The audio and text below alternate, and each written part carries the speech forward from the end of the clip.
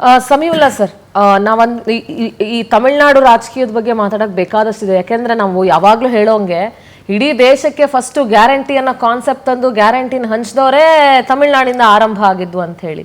So ಈಗ ವಿಜಯ್ ಕೊಟ್ಟಿರೋ guarantee ಇದೆಯಲ್ಲ, ಕರ್ನಾಟಕದ 2ರಷ್ಟಿದೆ ಅದು ಗ್ಯಾರಂಟಿ. ಬಜೆಟ್ ಕೂಡ ದುಪ್ಪಟ್ಟು 3 ಪಟ್ಟು ಬೇಕಾಗುತ್ತೆ. ಸೊ ಈ ಗ್ಯಾರಂಟಿಗಳ ಏನ್ ಹೇಳ್ತೀವಿ ನಾವು, ಅದನ್ನ ಜಾರಿಗೆ ತರೋದಾಗಿರ್ಬೋದು, ಅದನ್ನ ನಡೆಸ್ಕೊಳ್ಳೋದು ಎಷ್ಟು ಚಾಲೆಂಜಿಂಗ್ ಅಂತ ಅನ್ಸುತ್ತೆ ಸರ್? ಕರೆಕ್ಟ್. ಒಂದು ಪೊಲಿಟಿಕಲ್ ಸ್ಟೆಬಿಲಿಟಿ ಆ ಪ್ರಶ್ನೆನ ನಾವು ಚರ್ಚೆ ಮಾಡಿದ್ವಿ. ಎರಡನೇದು ಅವ್ರು ಕೊಟ್ಟಿರೋ ಗ್ಯಾರಂಟಿಗಳ ಆಧಾರದ ಮೇಲೆ financial stability to the state, ಅದು it is also a challenge. ಅದನ್ನ ಅವರೇ ಕ್ರಿಯೇಟ್ ಮಾಡ್ಕೊಂಡಿರೋದು. ಅವರು ಪ್ರಣಾಳಿಕೆಯ ಮೂಲಕ ಹುಚ್ಚಪಟ್ಟೆ ಭರವಸೆಗಳನ್ನ ಕೊಟ್ಟು ಅವೈಜ್ಞಾನಿಕವಾಗಿ ಪ್ರಣಾಳಿಕೆಯನ್ನ ರೂಪಿಸಿ ಮತ್ತು ಒಂದು ರಾಜ್ಯವನ್ನ ನಡೆಸಬೇಕಾದ್ರೆ, ನಾವು ಒಂದು ಯೋಜನೆಯನ್ನ ಅನೌನ್ಸ್ ಮಾಡ್ಬೇಕಾದ್ರೆ ಅದಕ್ಕೆ ಬೇಕಾಗಿರುವಂತಹ ರಿಸೋರ್ಸ್ ಮೊಬಲೈಸೇಷನ್ ನಾವ್ ಏನ್ ಮಾಡ್ಕೋಬೇಕು, ಒಂದು ಯೋಜನೆಯನ್ನ ನಾವು ಅನೌನ್ಸ್ ಮಾಡಿದ್ರೆ ಎಷ್ಟು ಜನಕ್ಕೆ ರೀಚ್ ಆಗುತ್ತೆ, ಅದಕ್ಕೆ ಎಷ್ಟು ತಗಲ್ಬಹುದು, ನಾವು ಒಂದ್ ವೇಳೆ ಅಧಿಕಾರಕ್ಕೆ ಬಂದ್ರೆ ಅದನ್ನ ಇಂಪ್ಲಿಮೆಂಟ್ ಮಾಡಕ್ ಸಾಧ್ಯನಾ ಅನ್ನುವ ಪ್ರಾಕ್ಟಿಕಲ್ ರಿಯಾಲಿಟಿಯನ್ನ ಅರ್ಥ ಮಾಡ್ಕೊಳ್ತಲೇ ಅನೌನ್ಸ್ ಮಾಡಿರುವಂತಹ ಯೋಜನೆಗಳು ಇವು ಆಗಿವೆ. ಹೀಗಾಗಿ ಅವರು ಅನೌನ್ಸ್ ಮಾಡಿರುವಂತಹ ಯೋಜನೆಗಳನ್ನ ಜಾರಿಗೆ ತರೋದರ ಹಿನ್ನೆಲೆಯಲ್ಲಿ ಹೇಗೆ ಸಂಪನ್ಮೂಲ ಕ್ರೋಢೀಕರಣ ಮಾಡ್ಕೋತಾರೆ, ಎಕ್ಸ್ಟ್ರಾ ರಿಸೋರ್ಸಸ್ ಅವ್ರು ಹೆಂಗ್ ಕಲೆಕ್ಟ್ ಮಾಡ್ಕೋತಾರೆ, ಮತ್ತು ಒಂದು ಪೊಲಿಟಿಕಲ್ ಸ್ಟೆಬಿಲಿಟಿ ಜೊತೆ ಫೈನಾನ್ಷಿಯಲ್ ಸ್ಟೆಬಿಲಿಟಿನ ಮೇಂಟೈನ್ ಮಾಡ್ಕೊಳ್ಳೋದಕ್ಕೆ ಸಂಪನ್ಮೂಲ ಕ್ರೋಢೀಕರಣ ಎಲ್ಲಿಂದ ಮಾಡ್ಕೋತಾರೆ, ಆರ್ಥಿಕ ಸ್ಥಿರತೆಯನ್ನ, ಒಂದು ರಾಜಕೀಯ ಸ್ಥಿರತೆ, ಇನ್ನೊಂದು ಆರ್ಥಿಕ ಸ್ಥಿರತೆಯನ್ನ ಅವ್ರು ಹೇಗೆ ತಂದ್ಕೊಡ್ತಾರೆ, ಇದು ಕೂಡ ಸವಾಲೆ. 10.42 ಲಕ್ಷ ಕೋಟಿ ಸಾಲ ತಮಿಳ್ನಾಡಲ್ಲಿ ಈಗಿರೋದು. ತುಂಬಾ ಸಾಲ ಇದೆ. 10.42 ಲಕ್ಷ ಕೋಟಿ ಸಾಲ. ಕಳೆದ ಸರ್ಕಾರ 62,000 ಕೋಟಿ ರೂಪಾಯಿ ಬಡ್ಡಿ ಕಟ್ಟುತ್ತಲ್ಲಿ. 62,000 crores ಬಡ್ಡಿ ಕಟ್ಟುತ್ತೆ. ಅದ ಗ್ಯಾರಂಟಿಗಳೇ 59,000 ಅದೆಷ್ಟೋ ಆಗುತ್ತೆ. ಅಂಥದ್ರಲ್ಲಿ ಇವ್ರು ಎಷ್ಟ್ ಜನಕ್ಕೆ ಮದುವೆ ಆದ ಹೆಣ್ಮಕ್ಳಿಗೆ ಬಂಗಾರದ್ದು ತಾಳಿ ಕೊಡ್ತಾರೆ, ರೇಷ್ಮೆ ಸೀರೆ ಕೊಡ್ತಾರೆ, ಹುಟ್ಟೋ ಮಕ್ಳಿಗೆ ಒಂದ್ ಬಂಗಾರದ ಉಂಗುರ ಕೊಡ್ತಾರೆ. ಬಂಗಾರದ ಅಂತ ಹೇಳಿದಾರೋ ಬರೀ ಉಂಗುರ ಅಂತ ಹೇಳಿದಾರೋ ಗೊತ್ತಿಲ್ಲ ನನಗೆ. ಬಂಗಾರದ ಉಂಗುರ ಕೊಡ್ತಾರೆ. ಇವೆಲ್ಲ ಅನ್ನೆಸೆಸರಿ. ಇವೆಲ್ಲ ಆಮೇಲೆ 29 ವರ್ಷ ಮೇಲ್ಪಟ್ಟ ಪದವೀಧರ ನಿರುದ್ಯೋಗಿಗಳಿಗೆ ಮಾಸಿಕ 4,000. ಅಂದ್ರೆ ಅವ್ರಿಗೆ ದುಡಿಯಕ್ಕೆ ಹೋಗಲ್ಲ. 6 ತಿಂಗಳ ತನಕ ಏನೋ ಹೇಳ್ತಾರೆ ಅಷ್ಟೇ. ಅದರಲ್ಲಿ 4,000 6 ತಿಂಗಳ ತನಕ ಕೊಡ್ತೀವಿ. ಅಷ್ಟಲ್ಲಿ ಅವ್ರ ಕೆಲಸ ಹುಡುಕಬೇಕು. ಪ್ರತಿ ಕುಟುಂಬಕ್ಕೆ ವಾರ್ಷಿಕ ಆರೋಗ್ಯ ವಿಮೆ. ಸರ್, ಇನ್ನೊಂದು ಪಾಯಿಂಟ್ ನಾನು ಇಲ್ಲ, ಈ ಯೋಜನೆಗಳನ್ನ ಕೊಟ್ಟು ಪ್ರಣಾಳಿಕೆನಲ್ಲಿ ಒಂದು ಆರ್ಥಿಕ ಸ್ಥಿರ ಸರ್ಕಾರವನ್ನ ತರೋದಕ್ಕೆ ಚಾನ್ಸೇ ಇಲ್ಲ. ಸರ್, ನಾನು ಇನ್ನೊಂದು ಪಾಯಿಂಟ್ ರೈಸ್ ಮಾಡಕ್ ಇಷ್ಟಪಡ್ತೀನಿ Samiulla sir. Karnataka government form ಮಾಡುವಾಗ ಅಥವಾ ಕ್ಯಾಂಪೇನ್ ಮಾಡುವಂತ ಸಂದರ್ಭದಲ್ಲಿ ಕಾಕಾ ಪಾಟೀಲ್ ನಿನ್ಗೂ ಫ್ರೀ, ಇವ್ರಿಗೂ ಫ್ರೀ, ಅವ್ರಿಗೂ ಫ್ರೀ, ಎಲ್ಲಾರ್ಗೂ ಫ್ರೀ ಅಂದ್ರು. ಅದಾದ್ಮೇಲೆ ಯಾವಾಗ ಬಿಸಿ ಮುಡ್ತು, ಇಲ್ಲ ಇದು BPL ಕಾರ್ಡ್ ಇರೋರ್ಗ್ ಮಾತ್ರ ಅಂತ ಅಂದ್ರು. ಈ ತರದೆಲ್ಲ ಈಗ ಅದ್ರಲ್ಲೂ ಫಿಲ್ಟರ್ ಮಾಡ್ತಾ ಇದಾರೆ. ಈ ತರದೆಲ್ಲ ನಡೆದಿದೆ. ಸೇಮ್ ವೇ ವಿಜಯ್ ಕೂಡ ಎಲ್ಲೂ ಇಂಥವ್ರಿಗೆ ಮಾತ್ರ ಈ ಯೋಜನೆಗಳು ಅಂತ ಎಲ್ಲೂ ಅನೌನ್ಸ್ ಮಾಡಿಲ್ಲ ಸರ್. ಸೊ ಇಲ್ಲಿ ಏನಾದ್ರೂ ಅಗೇನ್ ಬಿಲೋ ಪಾವರ್ಟಿ ಇರೋರ್ಗ್ ಮಾಡ್ತಾರಾ, ಯಾರಿಗ್ ಮಾಡ್ತಾರೆ, ಯಾವ ವರ್ಗಕ್ಕೆ ಅನ್ನೋದನ್ನ ಸೇಮ್ ಇಲ್ಲೂ ವಿಜಯ್ ಎಲ್ಲೂ ಕೂಡ ಅನೌನ್ಸ್ ಮಾಡಿಲ್ಲ. Whether it is for complete Tamil Nadu, ಬೇರೆ ಯಾವ ವರ್ಗಕ್ಕೆ ಅಂತ ಎಲ್ಲೂ ಮೆನ್ಷನ್ ಮಾಡಿಲ್ಲ. ಅಂದ್ರೆ ಆ ಯೋಜನೆಯನ್ನ ಒಂದು ವೇಳೆ ಅವರು ಜಾರಿಗೆ ತರಬೇಕಾದ್ರೆ ಹಂತ ಹಂತವಾಗಿ ಎಲ್ಲ ಒಟ್ಟಿಗೆ ತರಕ್ಕಾಗಲ್ಲ ಬಿಡಿ. ಹಂತ ಹಂತವಾಗಿ ಅಲ್ಲಿ ಅವ್ರು ಹಾಕೋ ಕಂಡೀಷನ್ ಮತ್ತು ಆ ಯೋಜನೆ ವ್ಯಾಪ್ತಿಗೆ ಬರುವ ಫಲಾನುಭವಿಗಳ ಸಂಖ್ಯೆಯನ್ನ ಅವ್ರು ಕಮ್ಮಿ ಮಾಡ್ಕೊಂಡು, ಆರ್ಥಿಕವಾದ ಒತ್ತಡವನ್ನ ಕಮ್ಮಿ ಮಾಡ್ಕೊಂಡು, ಹೊಸ ರಿಸೋರ್ಸಸ್ ಅನ್ನ ಜನರೇಟ್ ಮಾಡ್ಕೊಳ್ಳೋದಕ್ಕೆ ಅವರಲ್ಲಿ ಪ್ರಾವಿಷನ್ ಮಾಡ್ಕೊಂಡ್ರೆ ಆವಾಗ. ಬಟ್ ಅವರಿಗೆ ನಾವು ಹೇಳೋದು ಇನ್ಸ್ಟ್ಯಾಕ್ಟ್ ಒಂದು ಪೊಲಿಟಿಕಲ್ ಸ್ಥಿರತೆಗೆ, ಆರ್ಥಿಕ ಸ್ಥಿರತೆಗೆ ಒಂದು ಥಿಂಕ್ ಟ್ಯಾಂಕ್ ಬೇಕಾಗಿದೆ. ರಾಮಕೃಷ್ಣ ಹೆಗಡೆ ಅವರು ಮೊದಲನೇ ಬಾರಿಗೆ ಮುಖ್ಯಮಂತ್ರಿ ಆದಂತ ಸಂದರ್ಭದಲ್ಲಿ ಅವರಿಗೂ ಎಕ್ಸ್ಪೀರಿಯನ್ಸ್ ಇಲ್ಲ, ಸಚ್ ಎ ಬಿಗ್ ಲೀಡರ್. ಆವಾಗ ಅವರು ಚಿಂತಕರ ಚಾವಡಿ ಅಂತ ಮಾಡ್ಕೊಂಡಿದ್ರು. ಚಿಂತಕರ ಚಾವಡಿ ಅಂತ, ಅದರಲ್ಲಿ ಎಕನಾಮಿಕ್ಸ್ ಗಳಿದ್ರು, ಸೋಷಿಯಲ್ ವಿಜ್ಞಾನಿಗಳು, ಸಾಮಾಜಿಕ ವಿಜ್ಞಾನಿಗಳಿದ್ರು, ಗೌರ್ಮೆಂಟ್ ರನ್ ಮಾಡೋರು, IAM IAS ಎಕ್ಸ್ಪರ್ಟ್ಸ್ ಗಳಿದ್ರು. ಇಂಥದ್ದೊಂದು ಸರ್ಕಾರ ರನ್ ಮಾಡ್ಕೊಳ್ಳೋದಕ್ಕೆ ಅವರು ಒಂದು ಚಿಂತಕರ ಚಾವಡಿ ಮತ್ತೆ ಅಂಗಪಕ್ಷಗಳ ಸಂಸ್ಥೆಯ ನಾಯಕರನ್ನ ಇಟ್ಕೊಂಡು, ಅಲ್ಲಿ ಸೆಂಗೋಟನ್ ಅಂತ ಹೇಳ್ಬಿಟ್ಟು ಅವರೊಬ್ಬ ಸೀನಿಯರ್ ಲೀಡರ್ ಇದ್ದಾರೆ, ಅಂತವನ್ನೆಲ್ಲ ಇಟ್ಕೊಂಡು ಅವ್ರ ಸಜೆಷನ್ಸ್ ಅನ್ನ ತಗೊಂಡು ಅವ್ರ ಸರ್ಕಾರನ ರನ್ ಮಾಡೋದು ಬೆಟ್ರು. ಇಂಥ ಒಂದು ಚಿಂತಕರ ಚಾವಡಿ ಅಥವಾ ಚಿಂತಕರ ಚಿಲುಮೆಯ ಅಗತ್ಯ ಅವರಿಗಿದೆ. ಆಗ ಮತ್ತು ರಾಜ್ಯಪಾಲರ ಸಹಕಾರದ ಅಗತ್ಯವೂ ಇದೆ ಮತ್ತು ಅಂಗಪಕ್ಷಗಳ ನೆರವಿನ ಅಗತ್ಯವೂ ಇದೆ. ಇಲ್ಲದೆ ಹೋದ್ರೆ ಅವರ ಎದುರಾಳಿಗಳು DMK experience leader, ADMK experience leader ಇದ್ದಾರೆ. ಅವರು ಸರ್ಕಾರನ ಒಂದೇ ಸರಿ ಹೊಡೆದಾಕ್ತಾರೆ, ಅಷ್ಟು ಬ್ರಿಲಿಯಂಟ್ ಅವರು. ರಾಜಕೀಯವಾಗಿ ಚಾಣಾಕ್ಷರಿದ್ದಾರೆ ಮತ್ತು ಒಂದು ಸರ್ಕಾರನ ಬಿಕ್ಕಟ್ಟಿಗೆ ಸಿಲುಕಿಸುವುದು ಹೇಗೆ ಅನ್ನೋದನ್ನು ಚಾಣಾಕ್ಷರಿದ್ದಾರೆ. ಹೀಗಾಗಿ ಇಲ್ಲಿ ದಳಪತಿ ಅವರ ಮುಂದೆ, ವಿಜಯ್ ಅವರ ಮುಂದೆ ದೊಡ್ಡ ಸವಾಲುಗಳಿವೆ. ಈ ಸವಾಲುಗಳನ್ನ, ಬಿಕ್ಕಟ್ಟುಗಳನ್ನ ಅವರು ಜಾಣತನದಿಂದ, ತಾಳ್ಮೆಯಿಂದ, ಮುತ್ಸದ್ದಿತನದಿಂದ ಅವರು ಅದನ್ನ ಎದುರಿಸಬೇಕಾಗುತ್ತೆ. ಅಂತಹ ಸವಾಲಿನ ಪ್ರತಿಬಿಂಬವಾಗಿ ಇವತ್ತಿನ ಪ್ರಮಾಣ ವಚನ ಸಿದ್ಧತೆ ನಡೆಸ್ತಿದೆ, ಪ್ರಮಾಣ ವಚನ ಆಗ್ತಾ ಇದೆ. ಹೀಗಾಗಿ ಮುಂದೆ ಏನಾಗುತ್ತೆ ಅನ್ನೋದನ್ನ ನಾವು ಕಾದ್ಬಿಡ್ತೀವಿ. ಇರ್ಷಾದ್ ಜಿ, ಗ್ಯಾರಂಟಿಗಳ ಬಗ್ಗೆ ನಾವು ಮಾತಾಡ್ತಾ ಇದ್ವಿ. ಈಗ ಕರ್ನಾಟಕ ಸರ್ಕಾರನು ಯಾವ ತರ ಸೈಕಲ್ ಹೊಡಿತಾ ಇದೆ ಅನ್ನೋದನ್ನ ನಾವು ನೋಡಿದೀವಿ. ನೀವು ಇಲ್ಲ ಅಂತ ಹೇಳ್ಬೋದು, ಅದಕ್ಕೆ ಸಾಕ್ಷಿಗಳು ಬೇಕಾದಷ್ಟಿದೆ. ಯಾಕಂದ್ರೆ ಸ್ವತಃ DCM DKಶಿ ಅವರನ್ನೇ ಹೇಳಿದ್ದಾರೆ, ಎಸ್ ಗ್ಯಾರಂಟಿಗಳು ನಮಗ್ ಬರ್ಡನ್ ಆಗ್ತಾ ಇದೆ, ಆದ್ರೂ ಕೂಡ ನಾವು ಮ್ಯಾನೇಜ್ ಮಾಡ್ತಾ ಇದೀವಿ ಅಂತ ಹೇಳಿದ್ದಾರೆ. ಸೊ ಅದರ ಯಾವ ತರ ಇಂಪ್ಲಿಮೆಂಟೇಷನ್ಸ್ ಆಗಿದೆ, ಯುವ ನಿಧಿ ಏನಾಯ್ತು, ಗೃಹಲಕ್ಷ್ಮಿ ಫೆಬ್ರವರಿ ಮಾರ್ಚ್ ಹಣ ಏನಾಯ್ತು, ಈ ತರ ಹಲವಾರು ಪ್ರಶ್ನೆಗಳನ್ನು ಇಟ್ಕೊಂಡೆ ಇಲ್ಲೂ ಸೇಮ್ ವಿಜಯ್ ಅವರು ಗ್ಯಾರಂಟಿಗಳನ್ನ ಘೋಷಣೆ ಮಾಡಿದ್ದಾರೆ. ಸೊ ಇಷ್ಟೊಂದು ಗ್ಯಾರಂಟಿ ಬಗ್ಗೆ ಆನೆಸ್ಟ್ ಆಗಿ ನಿಮ್ಮ ಒಪಿನಿಯನ್ ಏನ್ ಅನ್ಸುತ್ತೆ? ಇಷ್ಟು ಗ್ಯಾರಂಟಿಗಳಲ್ಲಿ ಅವಶ್ಯಕತೆ ಇತ್ತು ಅಂತ ಅನ್ಸುತ್ತಾ, ಅಥವಾ ಇದರಲ್ಲಿ ಯಾವ್ದನ್ನಾದ್ರೂ ಕಡಿತಗೊಳಿಸಬಹುದಾಗಿತ್ತು ಅಂತ ಅನ್ಸುತ್ತಾ, ಹೇಗೆ? ನೋಡಿ, ಮಾನ್ಯ ಸಮೀವುಲ್ಲಾ ಅವರು ಭಾಳ ಸುವಿಸ್ತಾರವಾಗಿ ಅರ್ಥಗರ್ಭಿತವಾಗಿ ಹೇಳಿದ್ದಾರೆ. ಅವರು ಈಗಾಗಲೇ 10 ಲಕ್ಷ ಕೋಟಿ ಅಲ್ಲಿ ಸಾಲ ಇದೆ, ಯಾವ ರೀತಿ ಅದನ್ನು ನಿಭಾಯಿಸ್ತಾರೆ. ಅದರ ಜೊತೆಯಲ್ಲಿ ತಮಿಳುನಾಡು GDP 10% ಇದೆ. ಸೊ ಒಂದು ಆರ್ಥಿಕ ಶಿಸ್ತು ಇದೆ ಅದು ಅವ್ರ ಹತ್ರ. ಸೊ ಅದರ ಹಿನ್ನೆಲೆಯಲ್ಲಿ ಇವತ್ತು ಬಂದಿರುವಂತಹ ಸರ್ಕಾರ ಮತ್ತು ನಾವು ಇವತ್ತು ಈಗಾಗಲೇ ಕರ್ನಾಟಕದಲ್ಲಿ ಆ ಯೋಜನೆಗಳನ್ನು ಸಮರ್ಪಕವಾಗಿ ಮತ್ತು ಭಾಳ ಯಶಸ್ವಿಯಾಗಿ ಅನುಷ್ಠಾನ ಮಾಡಿದ್ವಿ. ಸಣ್ಣ ಪುಟ್ಟ ಗೊಂದಲಗಳು ಇರ್ಬೋದು ಅಥವಾ ಸಮಸ್ಯೆ ಆಗಿರ್ಬೋದು. ಇಷ್ಟು ದೊಡ್ಡ ಕಾರ್ಯಕ್ರಮವನ್ನು ನಾವು ಅನುಷ್ಠಾನ ಮಾಡುವಾಗ ಒಂದು ಹೆಚ್ಚು ಕಮ್ಮಿ ಇದೇ ಇರುತ್ತೆ.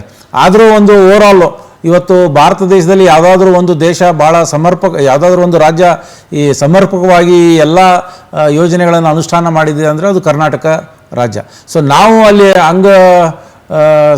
ಒಂದು ಭಾಗವಾಗಿ ಸರ್ಕಾರದಲ್ಲಿ ಅಲ್ಲಿ ಕೆಲಸ ಮಾಡಿರುವ ಹಿನ್ನೆಲೆ ಇರೋದ್ರಿಂದ ಸೊ ಈ ಯೋಜನೆಗಳು ಒಂದು ತಮಿಳುನಾಡಿನ ಇವತ್ತಿನ ಪರಿಸ್ಥಿತಿಗೆ ಒಂದು ಹೊರೆ ರೀತಿಯಲ್ಲೇ ಅದು ಕಾಣ್ತಾ ಇದೆ. ಯಾಕೆಂದರೆ ಅತಿ ಹೆಚ್ಚು ಯೋಜನೆಗಳು ಅಥವಾ ಅತಿ ಹೆಚ್ಚು ಕಾರ್ಯಕ್ರಮಗಳನ್ನು ಇಟ್ಕೊಂಡು ಅವರು ಇವತ್ತು ಜನರ ಮುಂದೆ ಹೋಗಿದ್ದರು ಮತ್ತು ಅದಕ್ಕೊಂದು ಜವಾಬ್ದಾರಿನೂ ಇರುತ್ತೆ. ಅವರು ಇವತ್ತು ಮುಖ್ಯಮಂತ್ರಿ ಆದಮೇಲೆ ಅದನ್ನೆಲ್ಲ ನಿಭಾಯಿಸಬೇಕಾಗ್ತದೆ.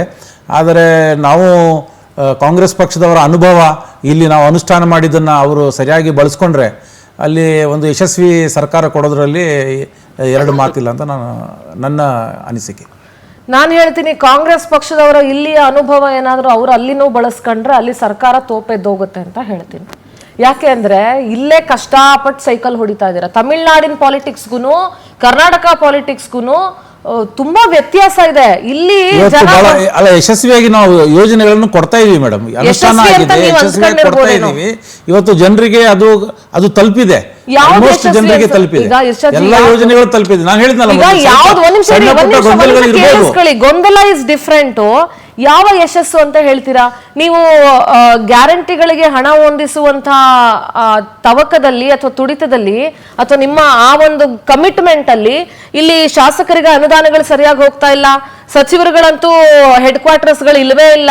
ಇವತ್ತು ಯಾವ ಸಚಿವರು ಎಲ್ಲಿ, ಯಾವ ಉಸ್ತುವಾರಿ ಸಚಿವರುಗಳ ಕತೆ ಏನಾಗಿದೆ, ಜಿಲ್ಲಾ ಉಸ್ತುವಾರಿಗಳ ಕತೆ, ಇಲಾಖಾ ಉಸ್ತುವಾರಿಗಳು. ಆನೆಸ್ಟ್ ಆಗಿ ಹೇಳ್ತೀನಿ, ನಾನ್ ಬೇಕಾದ್ರೆ ಚಾಲೆಂಜ್ ಮಾಡ್ತೀನಿ ನಿಮ್ಮ ಹತ್ರ. ಈಗಲೂ ಒಂದು ಪಬ್ಲಿಕ್ ಒಪಿನಿಯನ್ ಹೋಗೋಣ ಬೇಕಾದ್ರೆ, ಸಚಿವರ ಬಗ್ಗೆ ಶಾಸಕರ ಬಗ್ಗೆ ಏನು ಒಪಿನಿಯನ್ ಬರುತ್ತೆ ಅಂತ ಬೇಕಾದ್ರೆ ಈಗಲೂ ಫೋನ್ ಇನ್ ಲೈನ್ ಬಿಟ್ಟೆ ಅಂತಂದ್ರೆ ನಾನು ಹೇಳ್ತಾ ಇರೋದು ನಿಮ್ಗೆ ರಿಯಾಲಿಟಿ ಏನು ಅಂತ ಗೊತ್ತಾಗ್ಬಿಡುತ್ತೆ. ಜನ ಏನ್ ಹೇಳ್ತಿದ್ದಾರೆ, ಶಾಸಕರು ಏನ್ ಮಾಡ್ತಿದ್ದಾರೆ, ಸಚಿವರುಗಳು ಎಲ್ಲೆಲ್ಲಿದ್ದಾರೆ ಅನ್ನೋದು ಗೊತ್ತಾಗುತ್ತೆ. ಸೊ ಅದನ್ನ ನಾನು ಯಶಸ್ವಿ ಇಂಪ್ಲಿಮೆಂಟೇಷನ್ ಅಂತ ಹೇಳಲಾರೆ. ನಾನು ಯಶಸ್ವಿ ಅಂದ್ರೆ ಸರ್ವತೋಮುಖ ಅಭಿವೃದ್ಧಿಯಾಗಿ ಅದು ಯಶಸ್ಸನ್ನ ಕಂಡುಕೊಂಡಾಗ ದಟ್ ಇಸ್ ಡಿಫ್ರೆಂಟ್.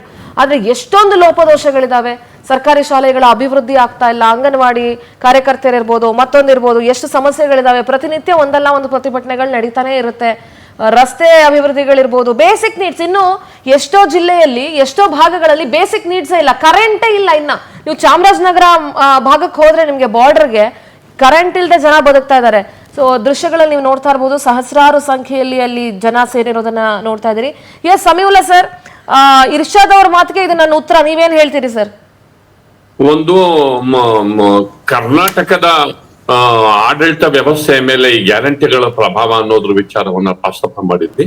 ಮತ್ತು ನಿಮ್ಮ ಜೊತೆಗೆ, ನಿಮ್ಮ ಮಾತಿನ ಜೊತೆಗೆ ನಾನು ನನ್ನ ಸಹಮತವನ್ನ ವ್ಯಕ್ತಪಡಿಸ್ತೇನೆ. ಒಂದು ಇಲ್ಲಿ ಕಾಂಗ್ರೆಸ್ ಸರ್ಕಾರದ ಈ ಅವಧಿನಲ್ಲಿ, ಈ ಸಂದರ್ಭದಲ್ಲಿ ನಡೀತಿರೋ ಅಡ್ಮಿನಿಸ್ಟ್ರೇಷನ್ ಕುಸಿದ್ ಬಿದ್ದಿದೆ ಅಂತ ಅತ್ಯಂತ ವಿಷಾದದಿಂದ ಹೇಳ್ಬೇಕು.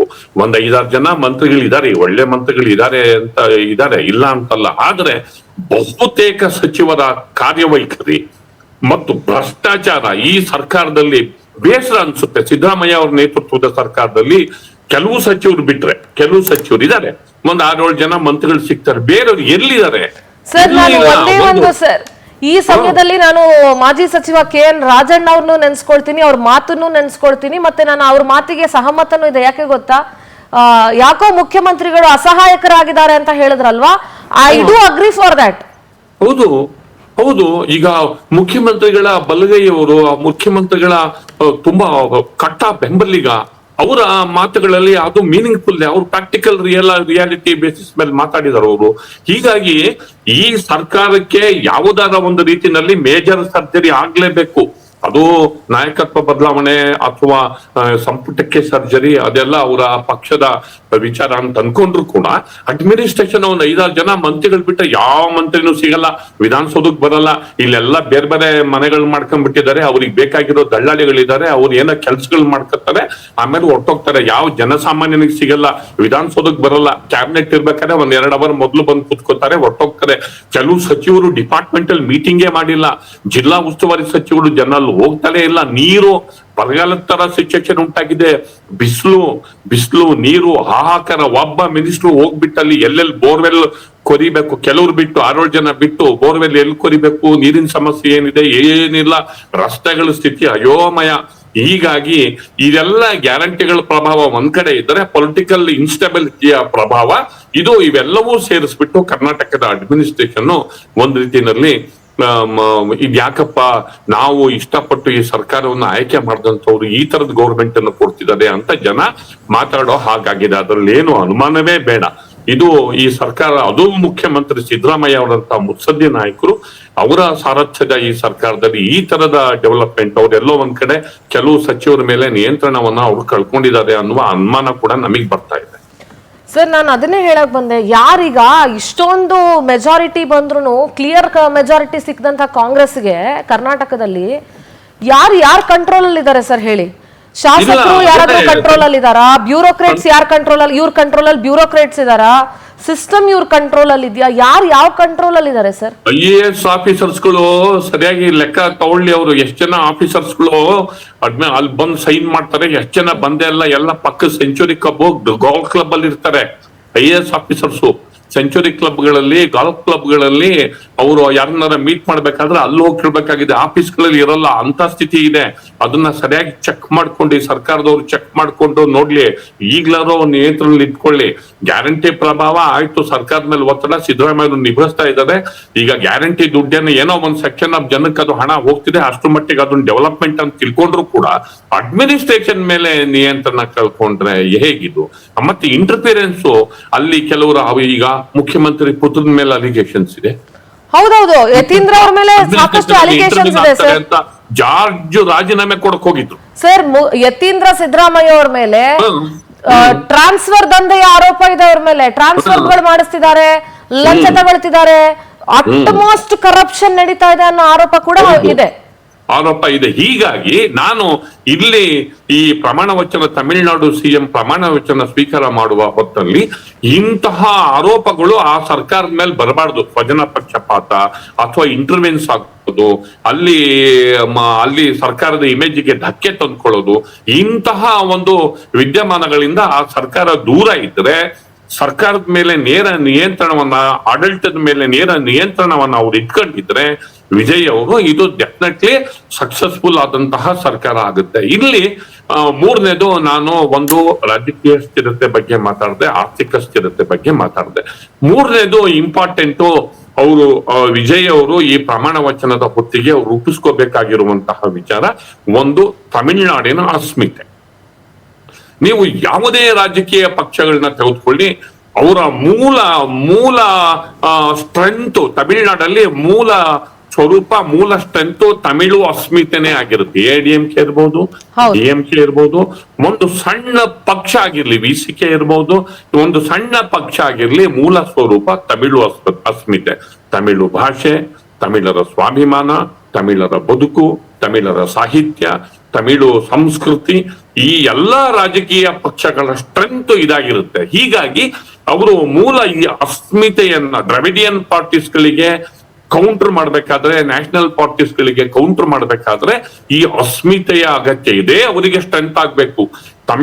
ತಮಿಳರ ಬದುಕು, ತಮಿಳರ ಭಾಷೆ, ತಮಿಳು ಭಾಷೆ, ಆಮೇಲೆ ದ್ರವಿಡಿಯನ್ ಕಲ್ಚರ್, ಅದು ವಿಶಿಷ್ಟವಾದ ಸೊಗಡಿನ ಸಂಸ್ಕೃತಿ. ಅದು ದ್ರಾವಿಡ ಸಂಸ್ಕೃತಿ, ನಾವೆಲ್ಲರೂ ಕೂಡ ದ್ರಾವಿಡ ಮೂಲ ಸಂಸ್ಕೃತಿಯಿಂದ ಬಂದವ್ರೆ.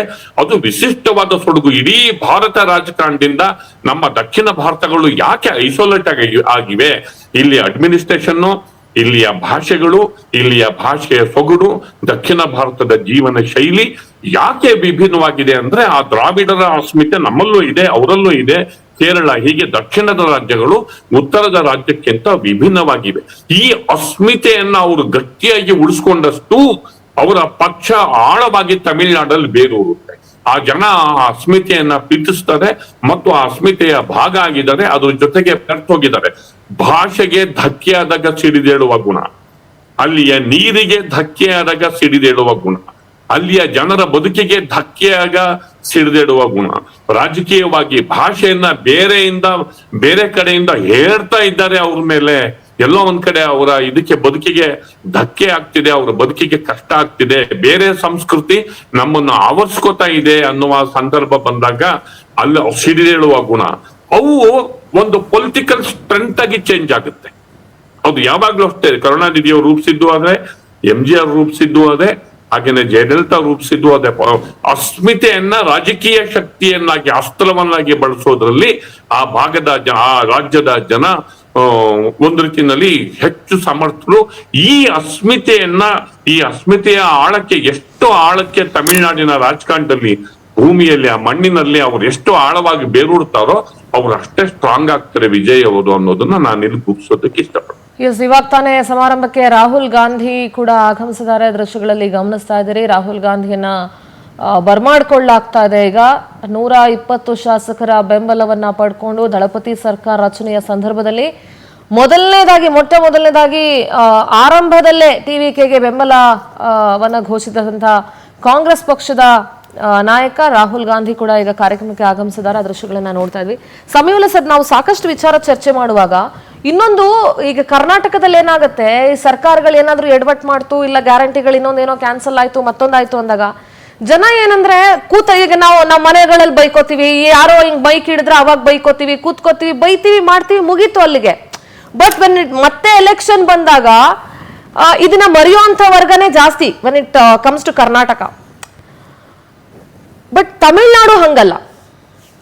ಸರ್ಕಾರಗಳು ಘೋಷಣೆ ಮಾಡಿದ್ದನ್ನ ಅಲ್ಲಿ ಕೊಡದೇ ಇದ್ದಾಗ, ಅಲ್ಲಿನ ಜನಕ್ಕೆ ಅನುಕೂಲವಾಗುವಂತ ರೀತಿ ಅಲ್ಲಿ ಮಾಡದೇ ಇದ್ದಾಗ, ಆ ಸರ್ಕಾರನ ಅಲ್ಲಿಂದಲ್ಲೇ ಅವರು ಬೀಳ್ಸಕ್ಕೂ ಯೋಚನೆ ಮಾಡಲ್ಲ, ಪುನಃ ಒಮ್ಮೆ ಅದನ್ನ ಮತ್ತೆ ಬರ್ದೇ ಇರೋಂಗ್ ಮಾಡೋದಕ್ಕೂ ಯೋಚನೆ ಮಾಡಲ್ಲ.